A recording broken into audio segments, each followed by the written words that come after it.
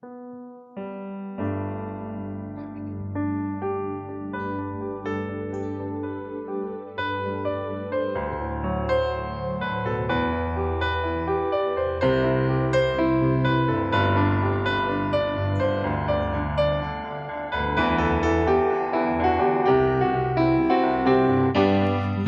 al nome tu, quando la tua benignità scorre abbondante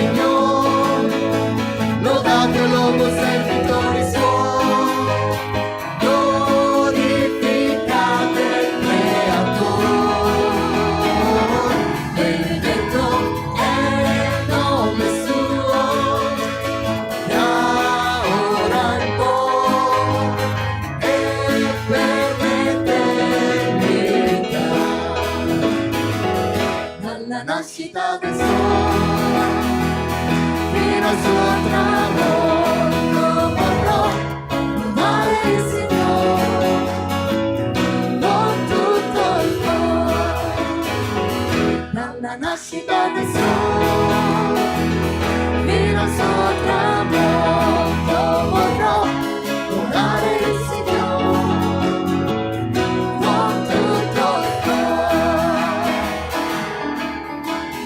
Lode al Signore, lodatelo voi servitori suoi.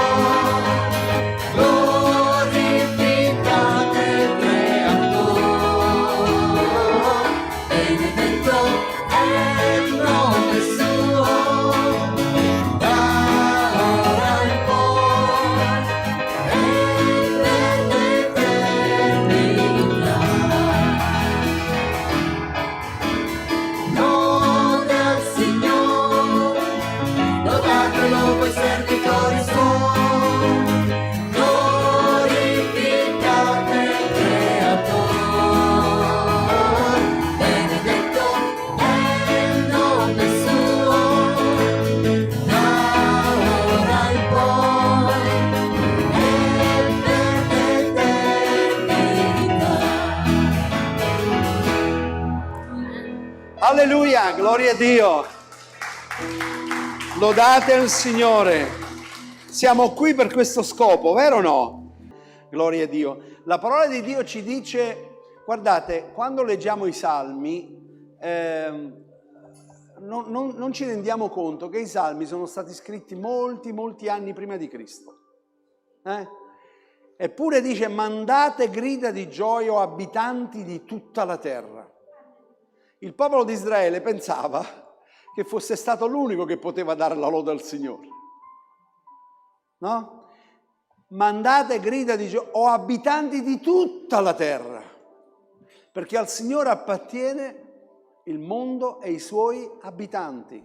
E questa mattina noi dovremmo sentirci e dobbiamo sentirci onorati di essere qui per lodare e benedire il Signore, o no? Amen. Perché ci ha scelti. E la scrittura ci dice: entrate nei suoi cortili con ringraziamento e con lode. Non ti fissare sul tuo problema. Guarda al Signore e lodalo con tutto il tuo cuore, perché Lui provvederà. Abbiamo sentito questa mattina, Lui provvederà, perché Lui si è preso il nostro carico e l'ha portato su quella croce e sa che cosa significa. Adoriamo il Signore con tutto il cuore. Gloria a Dio. Alleluia. Egli è degno. Siamo qui per te, Signore. Siamo qui per te.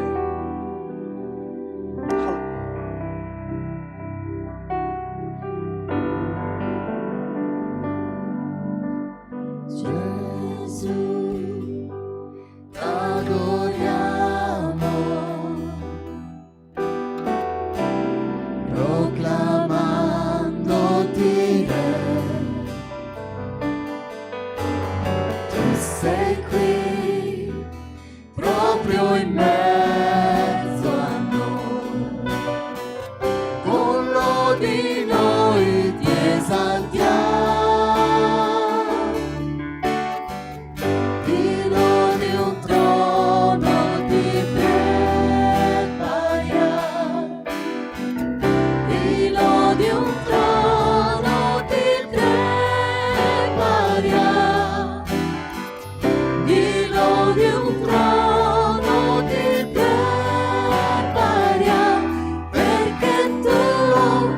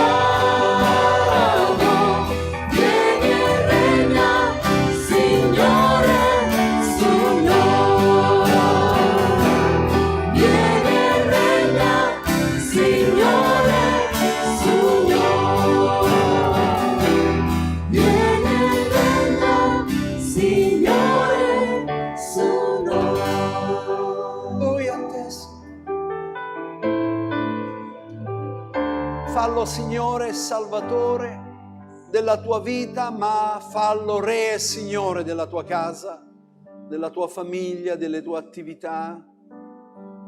Lui è il Re dei Re, è il Signore dei Signori.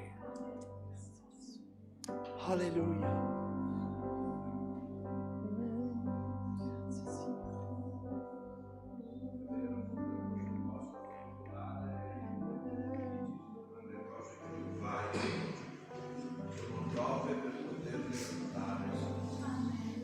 Grazie che sei sempre vicino a noi, Signore, nei momenti belli e nei momenti difficili, Signore. Noi vediamo la tua mano nella nostra vita, Signore. Ogni giorno, Signore. Grazie, Signore. Sei degno di somma lode, Signore, della gloria, Signore, dell'onore, Signore. Ti ringrazio, Padre, per ogni cosa, Padre, ti chiedo nel nome di Gesù. Amen. Padre, voglio pregarti per coloro che sono a letto questa mattina, che non sono potuti essere qui, che ci stanno guardando, stanno ascoltando. Signore, noi ti preghiamo che l'unzione del tuo Santo Spirito sia anche nelle loro case, nelle loro famiglie. Come tu opererai in mezzo a noi questa mattina, Signore, per te non ci sono limiti né distanze né luogo dove la tua presenza non può esserci. Signore, guarisci, libera, te lo chiediamo nel nome di Gesù. Nel nome di Gesù. Alleluia. Grazie, Spirito Santo.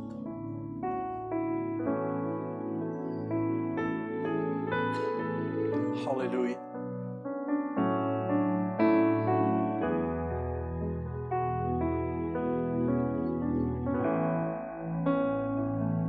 Confiderò sempre nel mio Signore,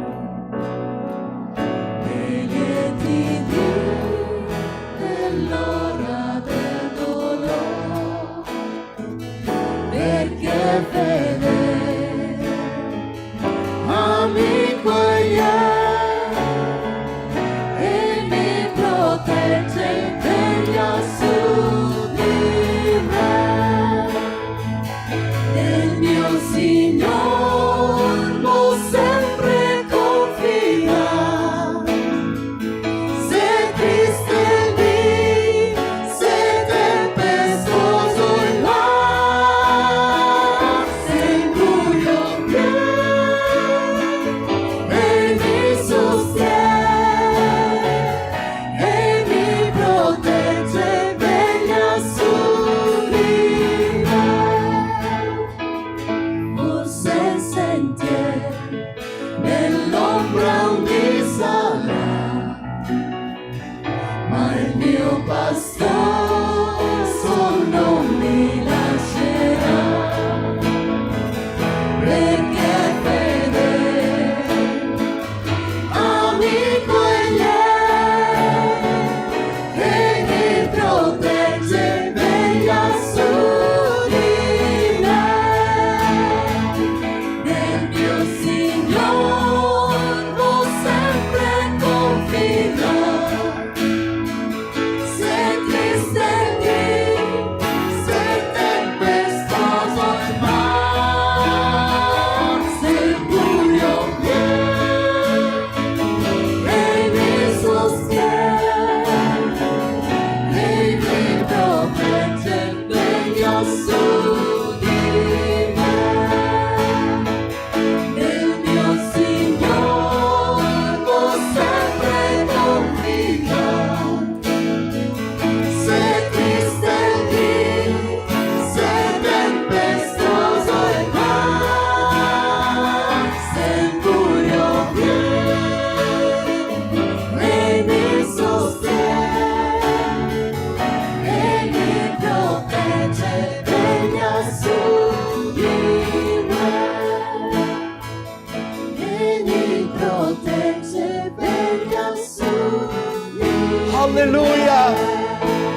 Alleluia. E mi protegge degli assoluti re. Alleluia. Alleluia. Alleluia. Quanto è vero, Signore. Quanto è vero, Signore.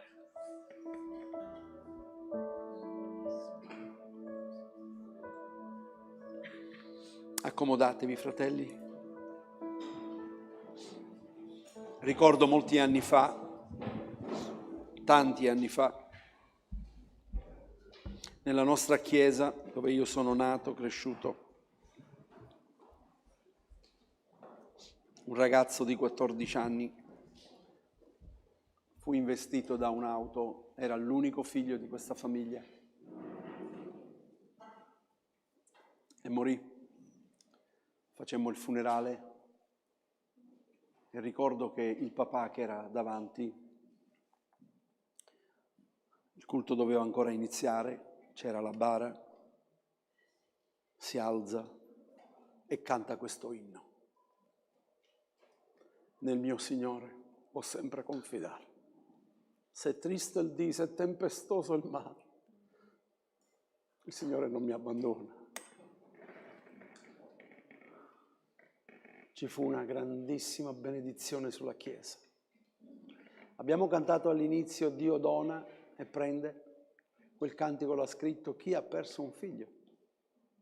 Perso, il Signore se l'è chiamato. È bello lodare il Signore quando tutte le cose vanno bene, no? Ma quando le cose sono avverse, quando ci sono delle avversità, quando ci sono delle cose che all'improvviso ti succedono, ti capitano, e lì fai fatica. Solo io faccio fatica o c'è qualcuno che si aggiunge a me? Gloria a Dio, grazie per questi anni. Amen. Amen. Quasi di nascosto. Quanti sanno che con il Signore dobbiamo essere sinceri? Quanti sanno che la Chiesa non ha bisogno di religiosi?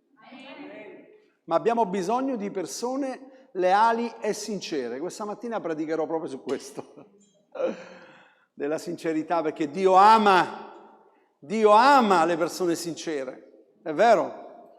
Quindi ripongo la domanda, succede solo a me che quando mi succede qualcosa faccio fatica poi a riscaldarmi, a dire Signore grazie anche per questa cosa? Gloria a Dio, meno male, se no scendevo dal pulpito e andavo a casa. Comunque ieri facevo 2 riflessioni. La prima riflessione che ho fatto, perché è successo che venerdì ero in un negozio bio qui a Marostica, stavo comprando della roba per me e una persona lì alla cassa ha detto la cosa più importante è la salute. L'avete mai sentito questo? Sì? La cosa più importante è la salute. E ieri facevo proprio questa riflessione, ma cos'è adesso più importante quando la salute è finita? Fatti una domanda. Cos'è più importante adesso, quando quella salute non c'è più, è finita? Ci preoccupiamo per la salute, ci preoccupiamo per l'esteriore, ci preoccupiamo di star bene, ma non ci preoccupiamo per un'anima che dura per l'eternità. Questa era la cosa che riflettevo. La seconda considerazione era che vedere anche mia figlia Deborah, che era lassù, che ha letto quella lettera che ci ha toccato il cuore di tutti, malgrado la sua situazione, malgrado quello che sta vivendo, era lì per ringraziare il Signore. Vedete, noi non possiamo portare nessuno in cielo.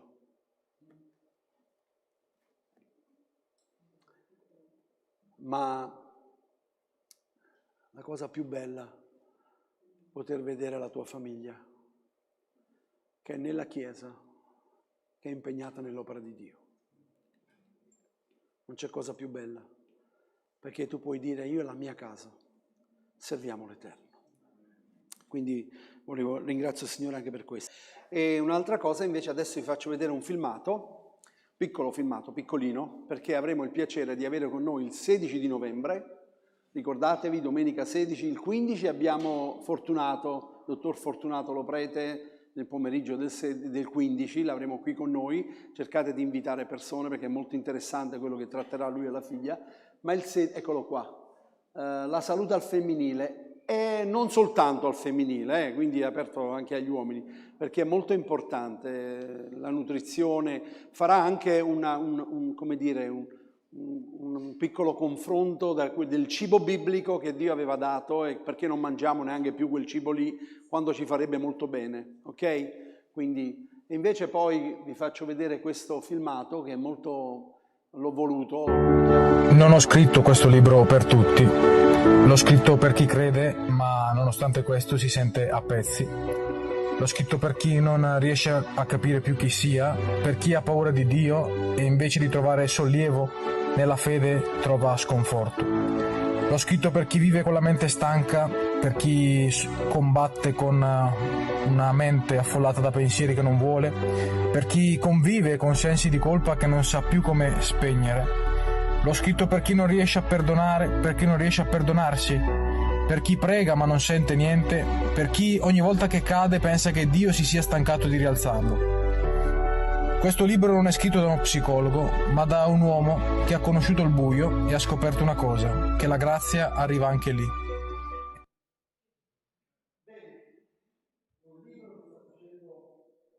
Sta in maniera proprio, perché ho letto le recensioni di tanti fratelli pastori. Lui è il figlio del pastore Tino Di Domenico di Bergamo. Lui è missionario in Brasile, è stato missionario per diverso tempo, adesso è tornato con sua moglie, ha adottato 2 bambini brasiliani piccolini perché non avevano figli, quindi li porterà anche domenica 16 qui con lui.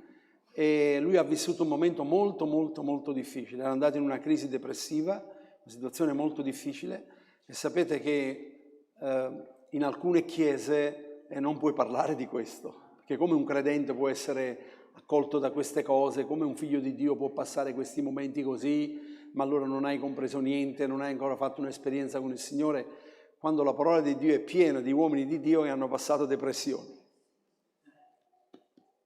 Va bene, detto questo, andiamo alla parola di Dio, perché poi ci accosteremo alla Santa Cena.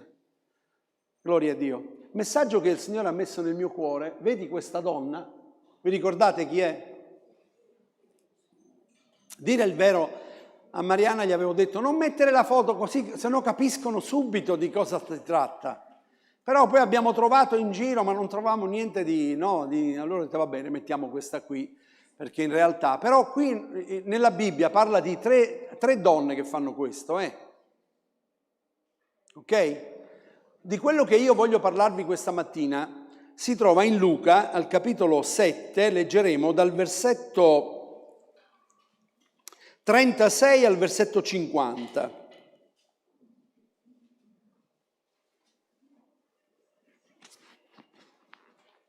Luca, capitolo 7, dal 36 al 50.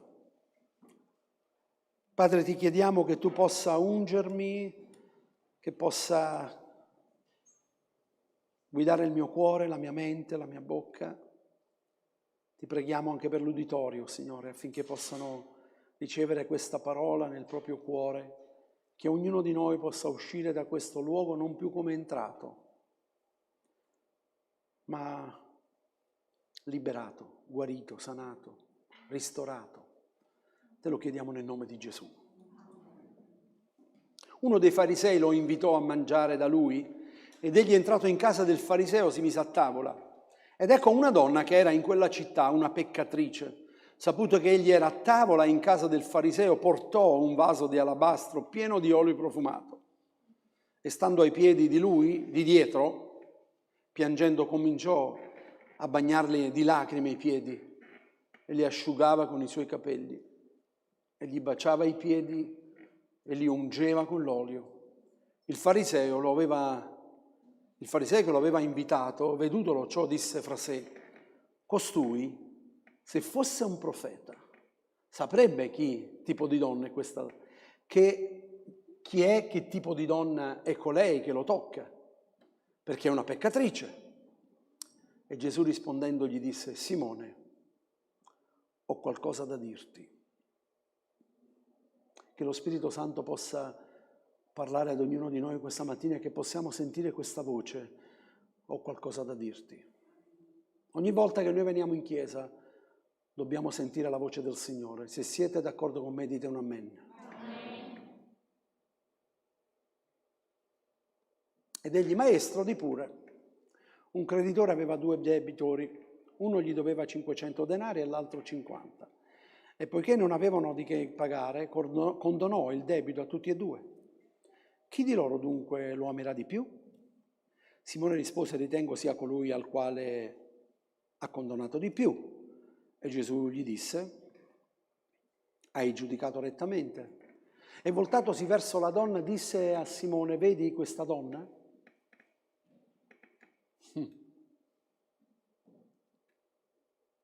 Io sono entrato in casa tua e tu non mi hai dato dell'acqua per i piedi, ma lei mi ha bagnato i piedi di lacrime e li ha asciugati con i suoi capelli. Tu non mi hai dato un bacio, ma lei, da quando sono entrato, non ha smesso di baciarmi i piedi. Tu non mi hai versato dell'olio sul capo, ma lei mi ha cosparso di olio profumato i piedi. Perciò ti dico, i suoi molti peccati le sono perdonati. Perché ha molto amato, ma colui a cui poco è perdonato, poco ama. Perché ha molto amato, ma colui a cui poco è perdonato, poco ama. Poi disse a lei, i tuoi peccati ti sono perdonati. Quelli che erano a tavola con lui cominciarono a dire in loro stessi, chi è costui che perdona anche i peccati? Ma egli disse alla donna, la tua fede ti ha salvato, vai in pace. Quanti iniziate a sentire la presenza del Signore? Chi viene al culto non viene per sentire un bel sermone, non viene per accrescere la sua conoscenza teologica. Chi viene al culto dovrebbe venire e dovrebbe uscire in maniera differente da come è entrato. Se sei venuto con un peso nel cuore, quel peso deve essere tolto. Se hai un'anima battuta, quell'anima viene ristorata. Se hai un cuore rotto, quel cuore deve essere risistemato. Se vieni al culto con il peso del peccato nella tua vita, quel peccato deve lasciarti, deve abbandonarti. Abbiamo cantato che la presenza del Signore è in mezzo a noi. O ci crediamo o no? È quello stesso Gesù che era in quella casa e in mezzo a noi. Lo Spirito Santo è qui, che opera, che libera. I nostri culti non devono essere culti di un accrescimento della conoscenza della parola. Questo è buono. È molto importante, ma quando siamo insieme nel lodare il Signore, perché poi c'è lo studio del giovedì dove lì accresciamo la parola, adesso ripartiremo di nuovo, purtroppo non l'abbiamo potuto fare per il discorso dei concerti che avremo, ma ci sarà la scuola domenicale della domenica per fare un corso teologico, biblico, ci sono gli insegnamenti. Ma quando siamo insieme, siamo nella presenza del Signore e tu vieni al culto la domenica o chi ci sta seguendo che non è potuto venire, quando vieni qui tu devi uscire in maniera differente. Se uno va all'ospedale si augura di essere guarito. Siete d'accordo o no? Ti è mai successo di venire al culto e esci lo stesso come di quando sei entrato? Esci deluso, è vero o non è vero? Sei deluso. Ma questa mattina posso dirvi una cosa. Gesù non delude. Un'anima sola, in mezzo alla folla, in mezzo agli altri, si è strisciata per toccare il lembo dei vestimenti di Gesù. È stata guarita da 20 anni, da 18 anni che aveva un flusso di sangue.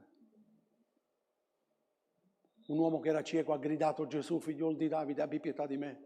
E Gesù si è fermato.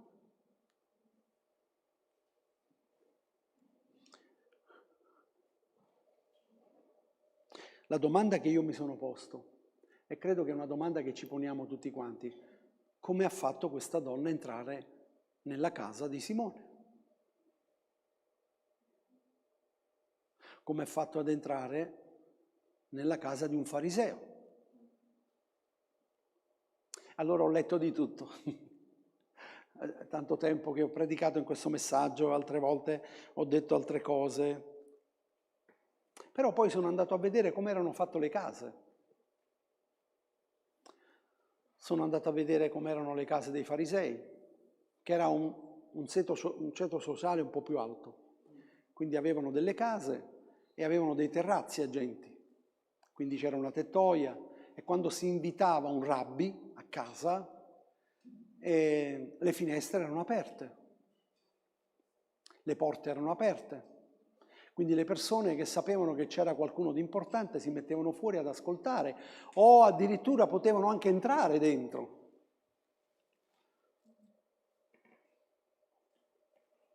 Questa donna è entrata. Ora, questa mattina io non voglio entrare nel giudizio del fariseo. Non sono qui a giudicare il fariseo, perché è facile. È facile oggi noi che non siamo ebrei, non abbiamo nemmeno la conoscenza dell'ebraismo, non abbiamo una preparazione storica dell'ebraismo.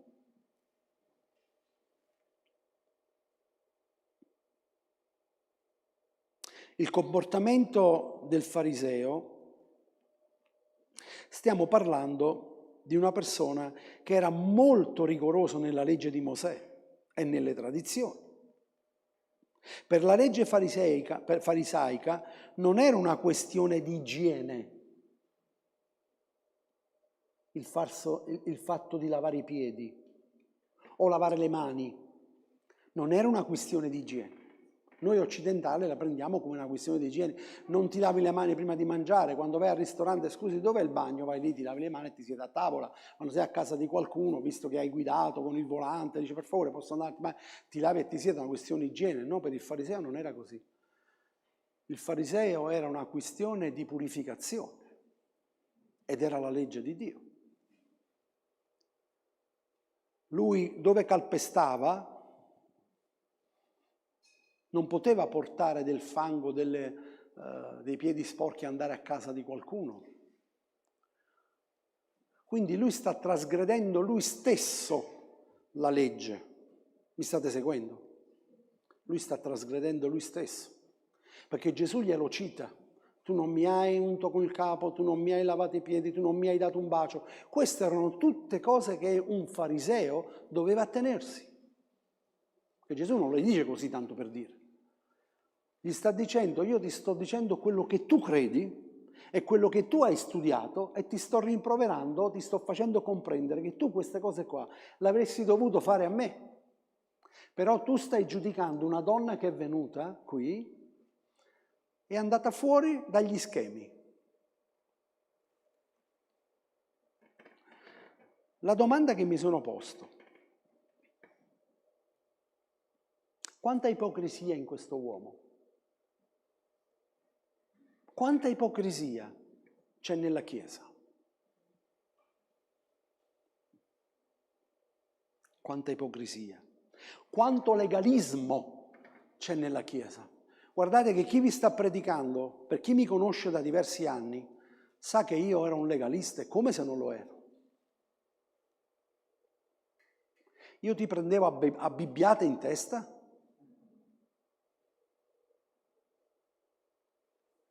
Io ero un legalista e il Signore mi ha dovuto cambiare, trasformare completamente. Mi ha capovolto come un calzino. Io voglio misericordia. E chi sei tu che giudichi? Signore, aiutami. Signore, perdonami. Abbi pietà di me. Quanta ipocrisia. Simone, ho qualcosa da dirti. Dimmi, maestro. Che maestro? Quanta ipocrisia.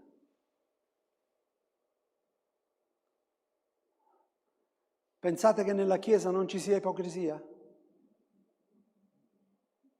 Oh, Signore, gloria a Dio, alleluia, gloria a Gesù, e leggi e prendi la Bibbia e poi, ma sai quella, ma sai quello, ma tu non sai, ma...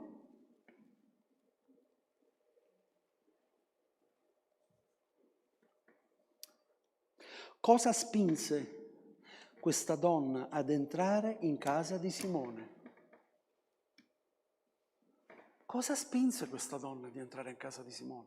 Cosa ti ha spinto questa mattina di venire in chiesa?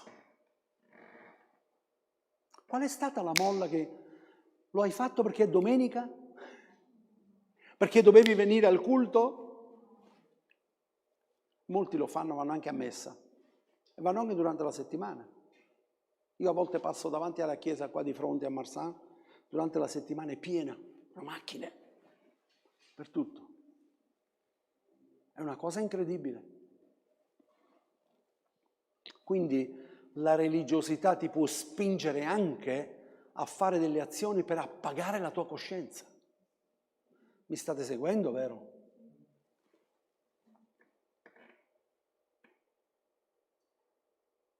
Forse questa donna avrà udito le parole di Gesù. Matteo 11, 28, 30. Avrà udito queste parole. Gloria a Dio. Venite a me voi tutti che siete affaticati e oppressi e io vi darò riposo. Prendete su di voi il mio giogo e imparate da me, perché io sono mansueto ed umile di cuore e voi troverete riposo alle anime vostre, perché il mio giogo è dolce e il mio carico è leggero. Questa donna aveva un peso grandissimo, la scrittura ci dice che era una peccatrice. Riconosceva la sua condizione. Fino a quando non riconosciamo la nostra condizione di peccatori, abbiamo bisogno di Gesù, non saremo mai toccati dalla presenza di Dio. Questa donna, e come non poteva?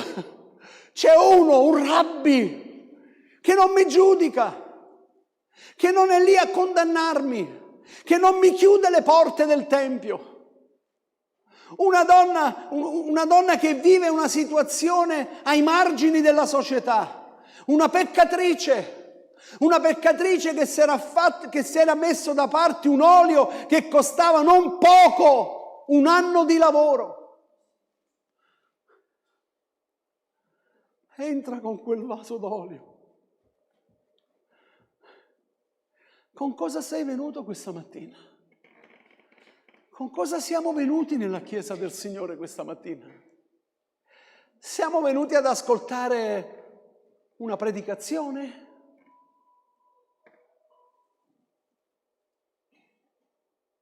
Forse questa donna al versetto 34 del capitolo 7 ha letto questo, questa donna. E cosa ha letto? Ha letto che Gesù è venuto, il figliuolo dell'uomo, che mangia e beve, e voi dite è con mangione, è con beone, è amico dei pubblicani e dei peccatori. E se è amico dei peccatori, è amico anche mio. È amico anche mio. Com'è bello quando non ti senti rigettato, è vero o no? Com'è bello quando non ti senti escluso. Com'è bello quando ti senti amato. Com'è bello quando ti senti al centro dell'attenzione di Dio. Vedete, questo Simone il fariseo non aveva compreso. E questo è quello che dobbiamo comprendere noi, pastori, nella Chiesa e anche nelle nostre case, nelle nostre famiglie, e questo poi vale per tutti quanti noi. Che quando Gesù è entrato nella nostra casa, è entrato nella sua Chiesa, la Chiesa non è mia, Quella casa non era più di Simone, quella casa era diventata la casa di Gesù.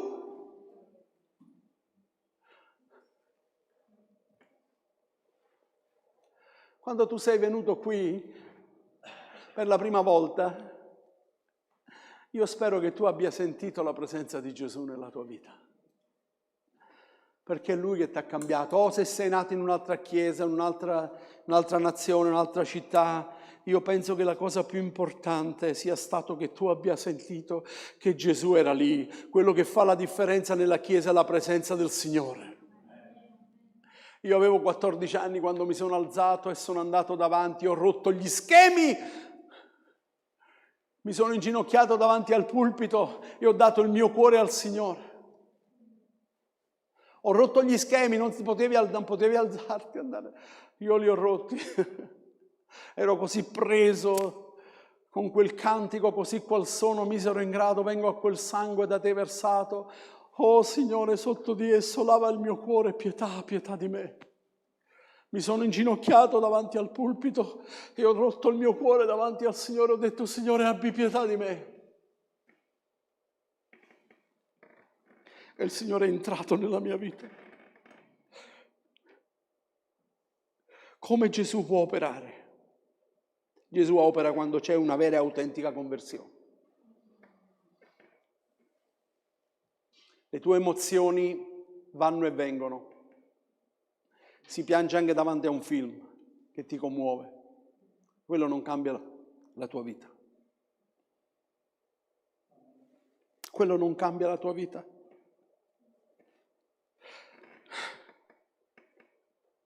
Essa non può avvenire se non c'è un pentimento, un riconoscersi peccatore e privo della grazia di Dio. Questa donna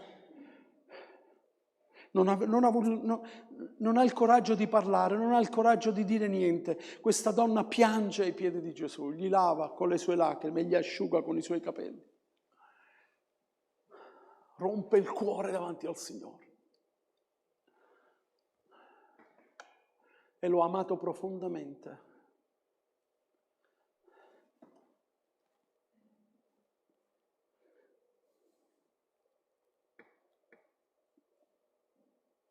Quando noi leggiamo che il Signor Gesù gli dice ci sono due creditori,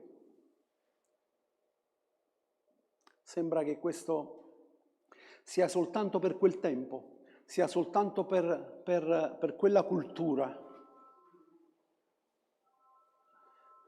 senza sapere invece che questo discorso di Gesù che lui sta facendo è perché Gesù vuole dire qualcosa di importante. Tu pesi i peccati, tu li giudichi, tu sei bravo a giudicare chi è più peccatore e meno peccatore. Ma io non sono come quello. No, io non sono come lui. E invece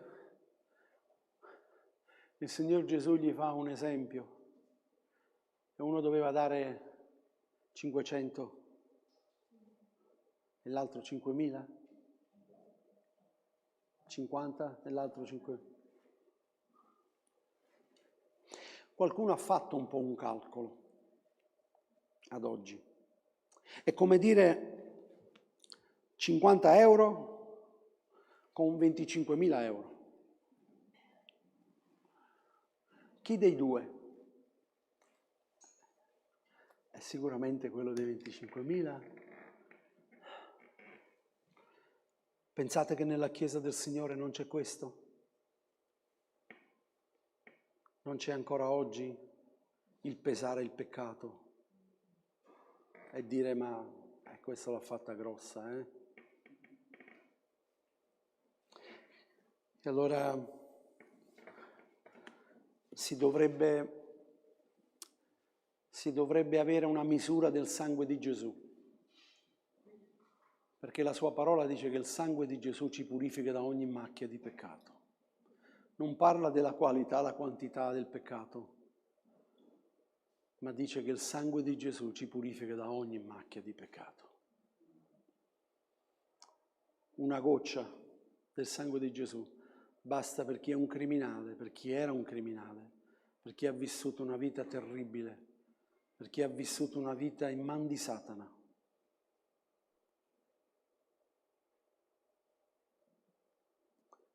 E chi invece viveva una vita tranquilla, non ha mai fatto del male a nessuno, ma non poteva entrare in cielo. Perché per entrare in cielo c'è bisogno del sangue di Gesù sulla propria vita. Lavami.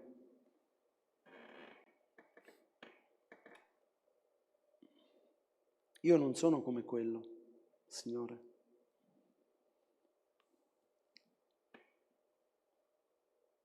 Io non so la tua vita, conosco la mia. La mia vita è un continuo peccare.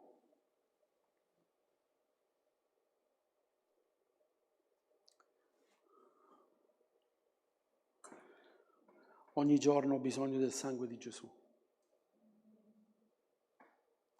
Ogni giorno ho bisogno che mi metto sotto il sangue di Gesù. Io non credo in quelli che pensano di essere superiori agli altri, coloro che magari hanno anche una conoscenza dottrinale, molto probabilmente, non dico ma superiore alla mia, e questo possa far sì che questi entrano direttamente in cielo. No. Io credo che ancora oggi nella Chiesa del Signore abbiamo bisogno di uomini e donne che quando vengono in chiesa rompono quell'alabastro. Rompano ai piedi del Signore. Come se li era guadagnati questi soldi per comprare quella cosa lì? Era una peccatrice. Cosa ha fatto? Ha preso quel guadagno, lo ha rotto.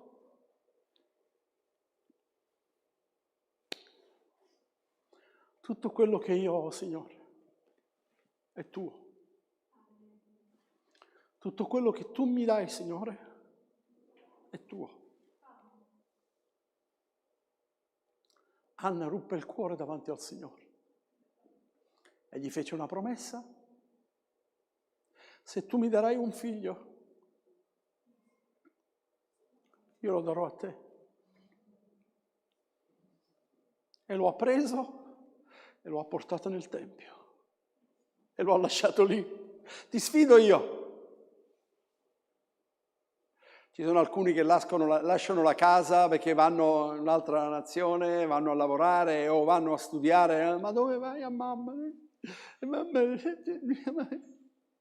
Quando io sono venuto qui, mia mamma mi mandava da Napoli le olive e il prosciutto crudo, perché era convinto che qui non c'era. Mozzarelle di bufalo, olive e prosciutto crudo. Ma lì c'è a mamma il prosciutto crudo? No, mamma, qui non lo fanno. Ma metti la maglia di lano, vero mamma? La metti? Mamma, la maglia di lano.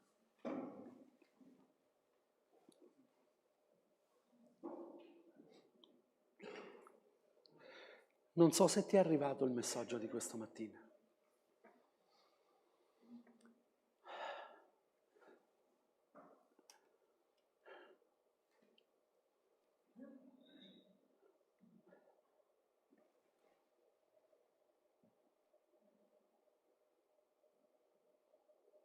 Se sapesse chi è questa donna,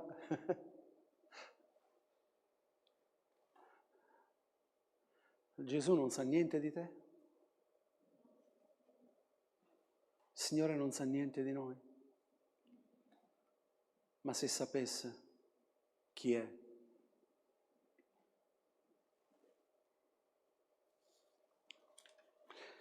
Guardate, io amo predicare la parola di Dio, dalla Genesi all'Apocalisse. Ma quando vado a leggere di Gesù,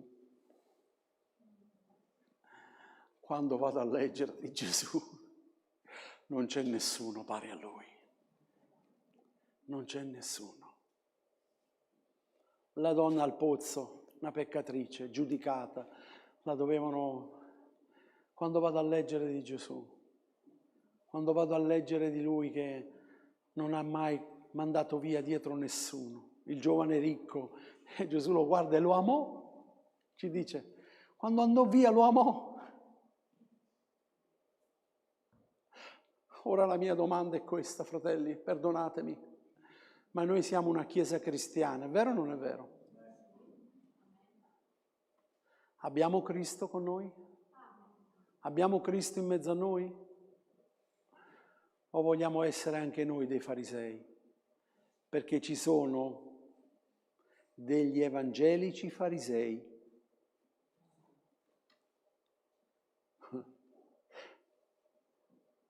Che il Signore ci liberi, che possiamo essere una chiesa che accoglie, che possiamo essere una chiesa dove quando vengono in mezzo a noi sentono la presenza del Signore, che sentono l'amore di Dio, che si sentono amati, apprezzati, che possono sentirsi abbracciati dall'amore di Dio, qualunque sia la tua condizione, e che non si sentono giudicati. Signore, aiutaci a vedere le cose come tu le vedi e non come noi le vediamo. Io non voglio sentirmi dire da parte del Signore: Gianni, ho qualcosa da dirti, vieni qui. Anzi, se il Signore mi dovesse chiamare, non mi chiama Gianni ma mi chiama Giovanni, perché io mi chiamo Giovanni.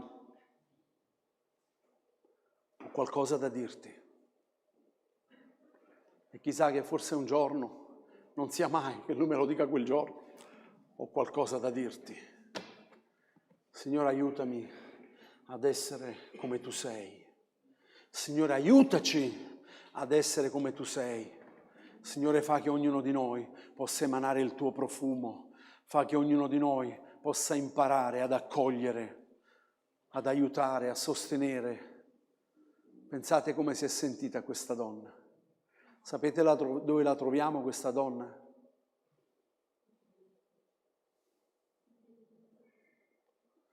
La troviamo sotto la croce. Gli altri che erano i migliori, a casa, chiusi, impauriti, questa donna era sotto la croce. Tu non potrai mai dimenticare quello che Dio ha fatto nella tua vita. Sei d'accordo con me o no? Fuori da quel fango e mi tirò. C'era un cantico meraviglioso che cantavamo. Sopra la roccia i miei piedi fermò. Ero morto nei falli e nei peccati e Cristo mi ha liberato, mi ha guarito, mi ha sanato, mi ha salvato e mi ha fatto sacerdote e re, mi ha fatto un suo figliuolo. E io non mi permetterò di giudicare nessuno, perché non sta a me il giudizio. Chi sei tu che giudichi il tuo fratello? Se sta in piedi è solo per la grazia di Dio. Dobbiamo imparare invece a pregare di più. Siete d'accordo con me? A pregare di più e avere una spalla dove gli altri possono piangere e stare in silenzio e anche ascoltare a volte le critiche, le cose che personali, non sugli altri, ma la critica personale. Non vi preoccupate. Lasciamo che il Signore opera nelle vite delle persone. Fratelli, questo è il messaggio che il Signore ha messo nel mio cuore questa mattina. Io lo voglio trasmettere alla Chiesa dove il Signore mi ha chiamato a servirlo.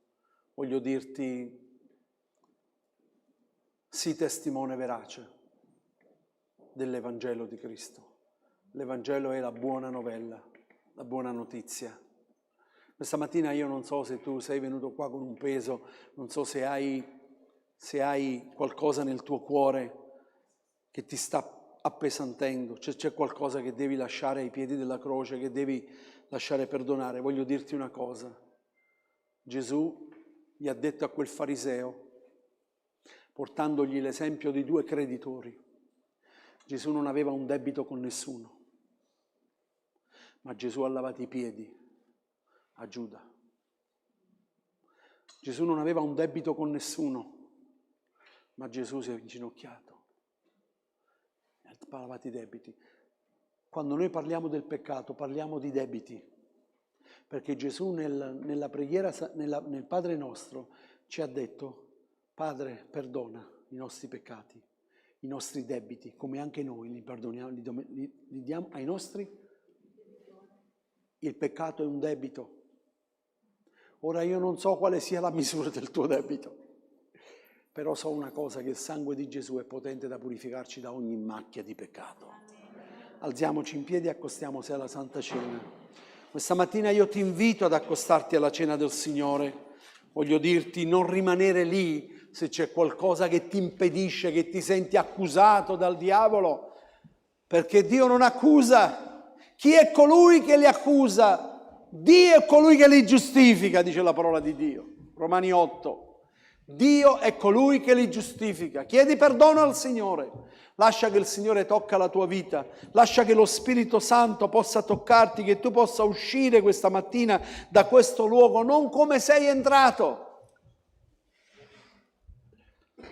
Pastore, è un po' che non facciamo la Santa Cena. Qualcuno mi ha detto qualche volta: Pastore, è un po' che non facciamo la Santa Cena. E io a volte la salto proprio per questo. Perché tu devi sentire il desiderio nel cuore di accostarti alla Santa Cena. Non deve essere un rito, è qualcosa che devi sentire, perché Gesù ci ha detto: fate questo in memoria di me e ricordatevi di quello che io ho fatto per voi.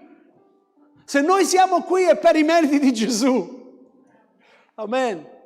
Quindi ci accostiamo alla Cena del Signore. Adesso vi verrà servita la cena e prenderete tutti quanti i bicchierini, prenderete il pane e poi lo prendiamo insieme, come siamo stati abituati adesso a fare. Va bene? Gloria a Dio.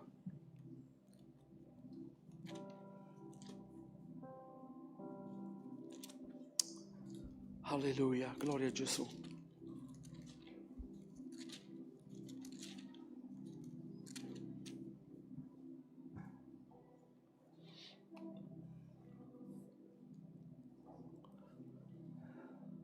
Se hai giudicato qualcuno nel tuo cuore, ascolta, sento nel mio cuore di dirti questo: se c'è un giudizio verso una persona nel tuo cuore, chiedi perdono al Signore. Non giudicare. Lascia ogni cosa ai piedi della croce.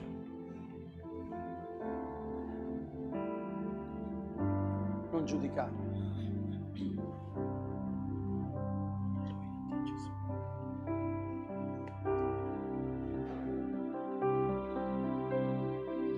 Mira la bellezza del Signore, Alleluia. le meraviglie della grazia sua.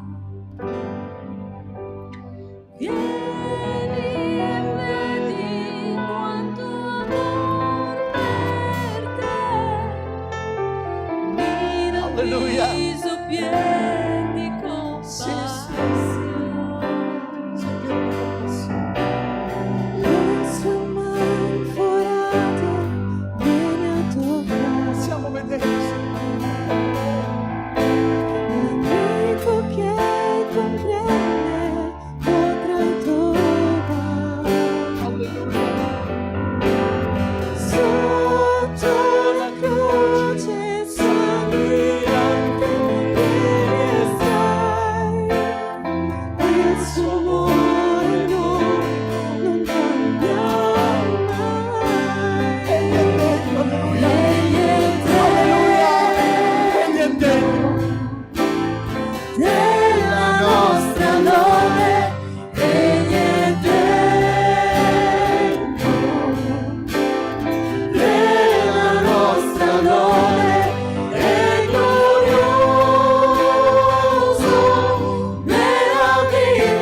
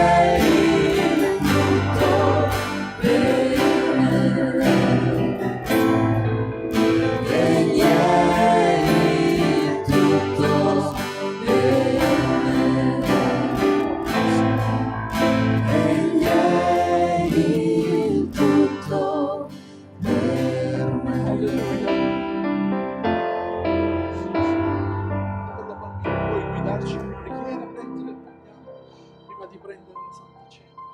Gloria al tuo nome, Signore. Grazie. Grazie di cuore. Perché se siamo qui questa mattina, Signore, che possiamo fare questo, condividere insieme, Signore, con la tua Chiesa questi momenti, che è per le tue miracoli, Signore, per quello che tu hai compiuto su quella croce. E Signore, sì, quel sangue è bene che teniamo sempre ben impresso cosa ti è costato, la sofferenza tua, Signore. Padre, questo è un momento di grazia, è un momento che toglie il tutto che tu hai fatto per noi, Signore. E Signore, in questo dobbiamo ringraziarti, Gesù, per la saggezza che tu hai messo nei nostri cuori, per la saggezza che ci hai donato. Per questo momento in cui possiamo partecipare, Signore, insieme a tutti i santi che tu, Signore, hai liberato, e resi degni, Signore, al tuo cospetto, di poter veramente insieme con la tua Chiesa sentire questa benedizione nei nostri cuori. Gloria a Gesù.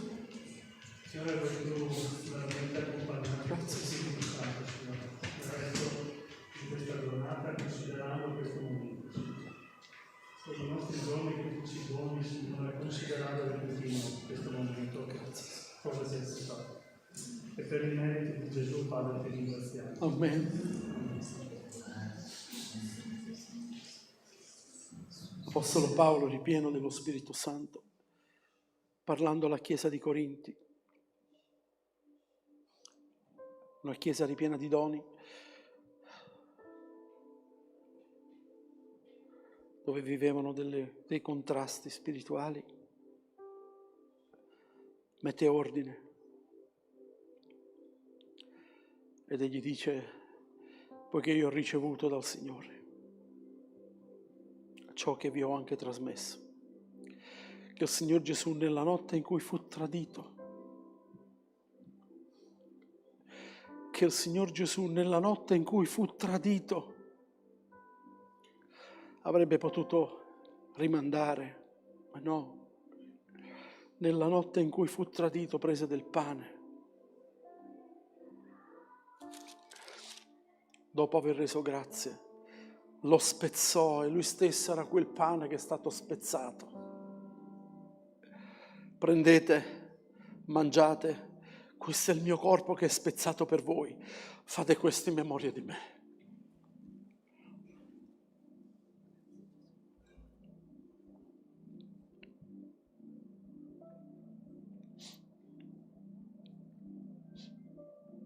Perdonaci, Signore.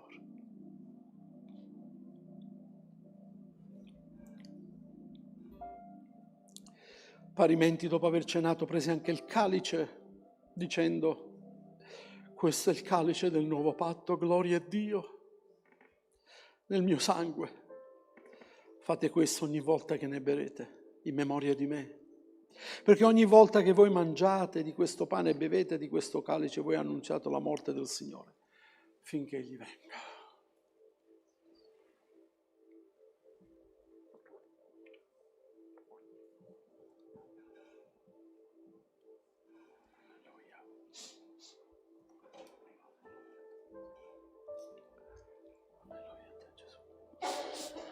Gloria al tuo nome. Vorrei che abbracciassi il fratello che è vicino a te, la sorella che è vicino a te. Vorrei che potessimo abbracciare per sentire l'amore di Dio.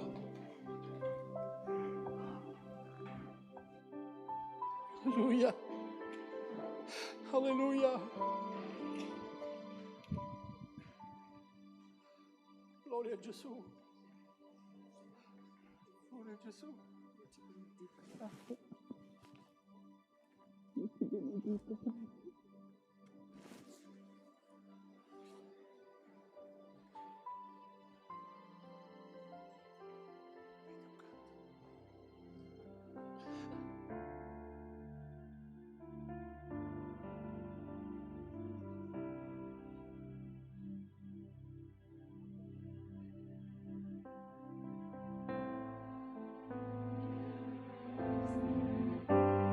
Egli è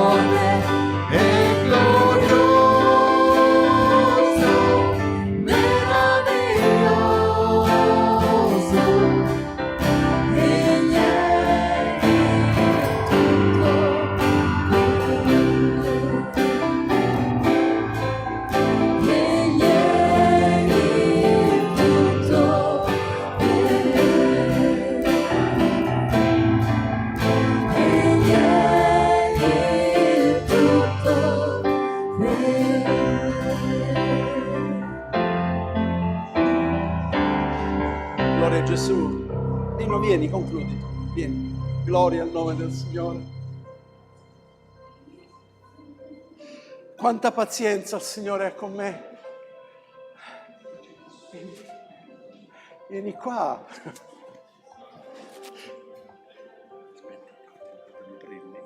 Io mi vado a sedere.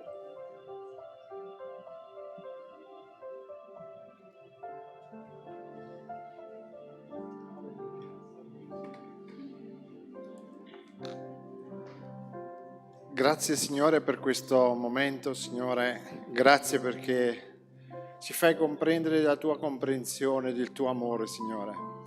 Grazie perché ci rendi umani nel tuo amore, Signore. Signore, voglio ringraziarti per questo culto, voglio ringraziarti perché ci dai ancora sempre una volta la possibilità di venire da te, Signore, con i nostri peccati, Signore. Noi vogliamo essere come quella donna, Signore. Non vogliamo essere giudicati, ma vogliamo essere amati da te. Grazie, Padre, perché ci hai accolti, abbracciati e fin quando ricadiamo ci prendi sempre. La tua mano è sempre presente. Grazie, Padre. Buona domenica, grazie.